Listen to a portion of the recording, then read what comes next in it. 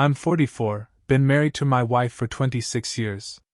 Yeah, 18 when we tied the knot. Sounds wild, I know, especially for someone outside our culture, but that's how it went down. We're both teachers, she's math, I'm Adia, don't ask, it's an Indian language, for those who don't know, it's what I teach in primary school. We've got 4 kids, 2 boys, 26 and 25, then our girls, 23 and 19. This whole mess? It's about our eldest daughter, the 23-year-old. She's been married for 2 years. Or, well, she was. We just found out she cheated on her husband. And the kid she's carrying? Not his. Not by a long shot. Now, before you jump to conclusions, before you start with the, "Oh, poor girl," routine, understand this, my wife and I, we got married young, yeah? But for 26 years, through thick and thin, we were a team. We raised 4 kids, put them through school, kept a roof over their heads. And through all that, not once did either of us ever even think about cheating on the other. Never a harsh word spoken behind backs, never any doubt. We built something solid. I spent 7 years in the army before getting my master's and becoming a teacher. I learned about duty, about commitment. That's what we live by. So, when we found out about our daughter, it hit us hard. Me and the wife, we talked. And we decided. We're cutting her off. Yeah, I know. Family, friends, in-laws, they all came at us, saying we'd regret it. You'll regret it later. They all chanted like a damn chorus. Like it's any of their business. I'm the father. I'm the head of this house. This is my daughter, and I'll handle it how I see fit. This ain't some Western fairy tale where everyone holds hands and sings Kumbaya after betrayal. This is real life, with real consequences. And frankly, she knew. She damn well knew what the line was. The wife, she's even harder on it than I am, if you can believe that. But here's the thing, and this is important, the baby? We're supporting the baby. No matter what. We're setting up a college fund, a wedding fund, just like we did for our other grandkids. Both our sons are married, each got 2 daughters, 3 and 1. So, plenty of grandkids already. And yeah, here in India, we live under the same roof. It's not like the West where you hit 18 and you're out. So, cutting her off means she's cut from the will. She won't inherit anything from us. But she can still stay here. Under our roof. Just, she's on her own otherwise. Financially, mostly. And honestly, she'll probably be the one we just don't talk to much. That's how it is. The husband, he's out of the picture, I guess they're divorcing. You should see the comments, man. Reddit, Twitter, whatever the hell it is now. People are losing their minds. You're definitely the a-hole, they scream. You may not agree with your daughter's choices, but they are absolutely none of your business. Oh, really? She's living under my roof, she's carrying a child that isn't her husband's, and it's none of my business? Get the hell out of here. Your job is to lead by example and support her emotionally and help her through hard times so that she can live to make better choices in the future. She created these hard times. This ain't like she got hit by a bus or something. This ain't like her husband died and she's struggling. This ain't like she had triplets and couldn't afford them. Of course we'd help then. But she cheated. She screwed her marriage, her life, her husband, and brought shame on this family. And she's carrying the fruit of that shame. That's on her. Some woman goes on about how I'm shaming her. Yeah, I am. And she should be ashamed. She made her bed. Parents love their children no matter what. Some jackass writes. That's the problem with you Westerners.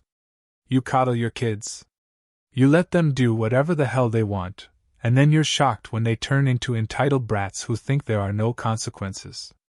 There are always consequences. Always. There's a line. And she crossed it. Another one says, no wonder she'd end up doing something like that if her parents' love was simply conditional. Conditional? My love for my children is not conditional on them being perfect. It's conditional on them having some damn respect, some damn integrity, and some basic moral fiber. She shat all over that. So yeah, it's conditional. It's conditional on you not being a goddamn whore who cheats on her husband and lies about the paternity of her child. What the hell kind of love is unconditional in the face of that? That's not love, that's enabling. Then there's this one, some woman from the West, I guess, telling me how to run my family. You and your wife are wrong and need to tell her you do not approve her actions, but you apologize for your behavior and intrusion into her personal matters, and you'll be there for them. Apologize? For what? For upholding decency? For having standards? My behavior? My intrusion?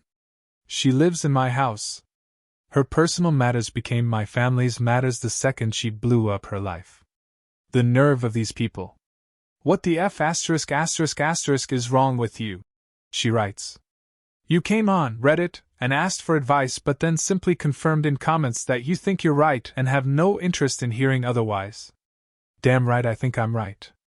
I'm not asking for advice, I'm stating facts. I'm telling you what's happening. The cheating is the worst crime ever and must be punished with banishment forever, and those people should never experience love and should not be listened to. They have no nuance or empathy. Life is messy and we need to help each other out. Life is messy, sure. But there are boundaries. There are rules. And there are things you don't cross. Every culture is a little different, but some things are universal. Loyalty. Honesty. Respect. She broke all of them. Withdrawing support from your child who you owe a lifetime commitment to is wrong. She says. Cheating is wrong, and it's not up to you to punish her. It is up to you to help her through this, support her and her child and help her see the way to understand of what she did and hopefully grow for the better relationship in the future. Help her? Help her through what? She made her own damn mess.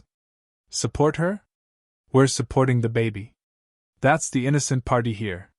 And as for seeing the way to understand what she did and grow for a better relationship, that's on her to figure out. Not my job to hold her hand while she decides to stop being a selfish idiot. My job was to raise her right. I did that. She chose this path. It's a big world, and things are handled differently. Here in the West, people are too damn tolerant. They let things slide. That's why you got this Sodom and Gomorrah 2.0 I keep hearing about.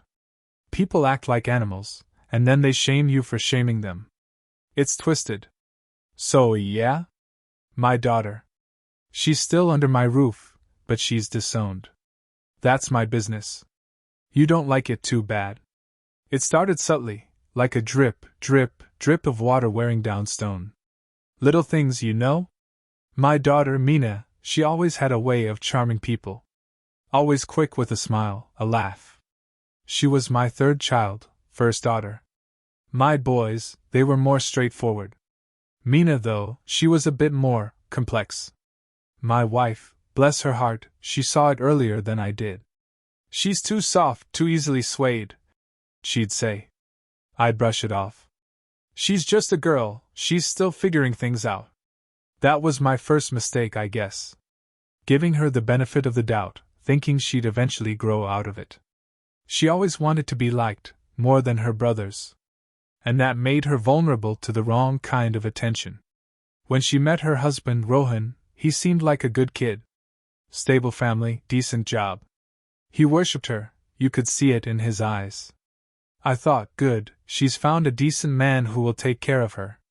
That's what a father wants for his daughter, right? Someone to protect her, to provide. I figured with a husband like Rohan, she'd settle down, focus on building a family.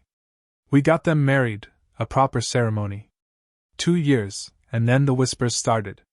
My wife, she hears everything. She's a mathematics teacher, sees patterns in everything, even human behavior. She noticed Mina was different. Distant. Spending more time on her phone. Going out more, but not with Rohan. I chalked it up to young marriage jitters, maybe she was just bored. Another mistake. I wasn't watching closely enough. I was too busy with my own work, teaching, providing. I figured, she's an adult, she's married, she'll handle her own shit. Then Rohan came to us. Not directly, at first. He spoke to my eldest son, who then brought it to me. Rohan was quiet, a good man, he wouldn't just make things up. He looked broken. Said Mina was acting strange, always with excuses, always vague about her whereabouts. He was worried about her health, too, sudden nausea, fatigue. He thought she was stressed. We encouraged him to get her to a doctor, make sure she was okay. He was worried, genuinely. My wife pushed it. She has a way of knowing when something is off. She sat Mina down, just the two of them. It was a long talk. My wife didn't share much after, just that Mina was pregnant. And that something was wrong. She looked like she'd seen a ghost. The next day, she told me. Mina admitted it. She cheated. And the baby wasn't Rohan's. My blood ran cold. It was like a punch to the gut.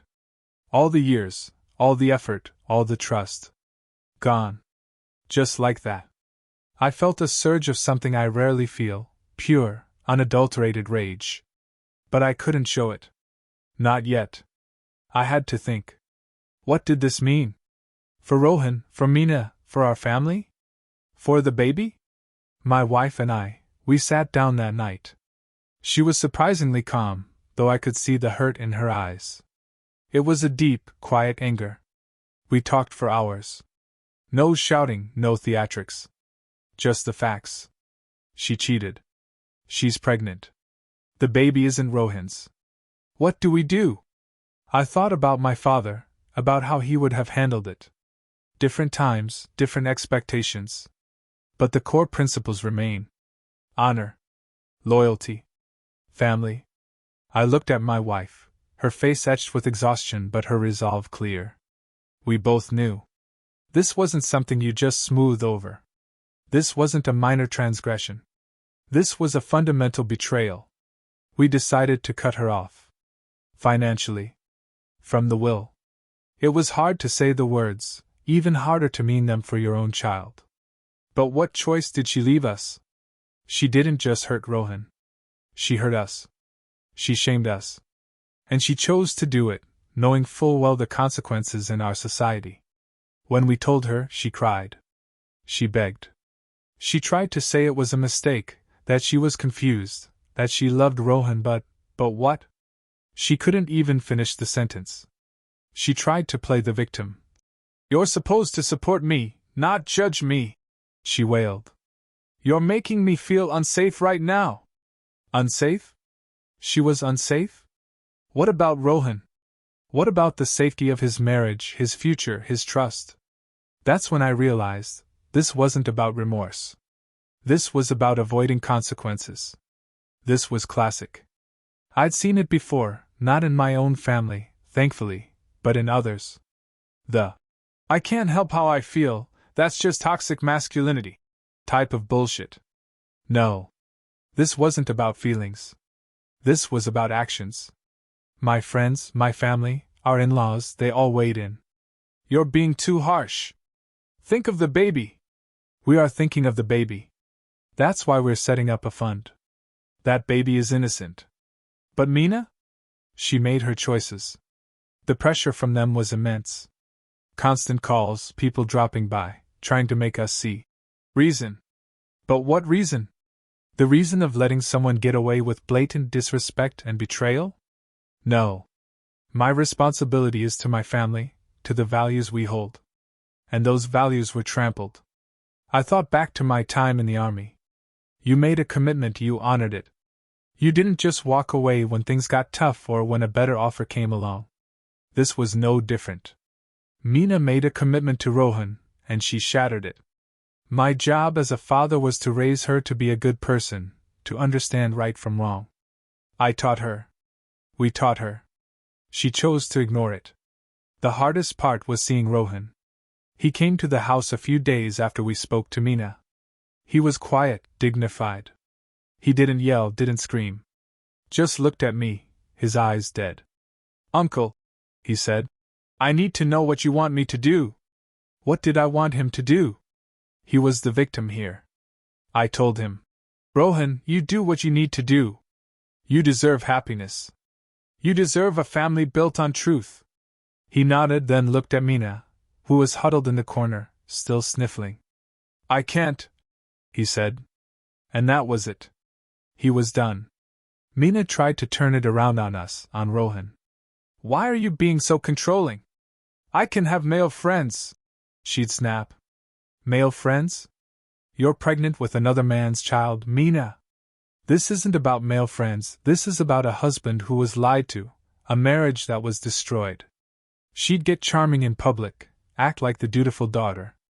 But at home, it was a different story. The sullen silence, the passive aggression. That's not who I am anymore. She'd whine when confronted about her choices. No, it is exactly who you are. Your actions speak louder than any words. I lost sleep, that's for damn sure. Waking up in the middle of the night, staring at the ceiling, replaying everything. Was there something I missed? Did I not teach her enough? But then I'd remember the facts. The blatant disregard for her husband, for her vows, for us. My work suffered a bit too. Hard to focus on teaching Adia grammar when your mind is churning with family drama. My colleagues, they noticed I was a bit quieter, more withdrawn. I just told them I had some family matters to sort out. They nodded, understanding. Men understand. My sons, they stood by us. They were disgusted by their sister's actions. They understood. They had their own wives, their own families. They knew the sanctity of that bond. It was a relief, honestly. Knowing your boys have your back, that they see the truth of a situation, that they recognize manipulation tactics.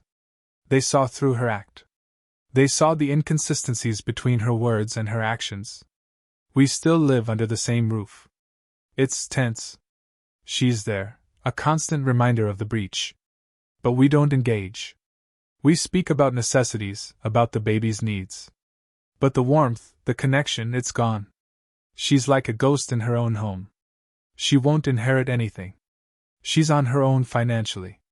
No more handouts, no more easy rides. She wanted to be independent, to make her own choices? Fine. Now she has to live with them. It's not about revenge. It's about consequences.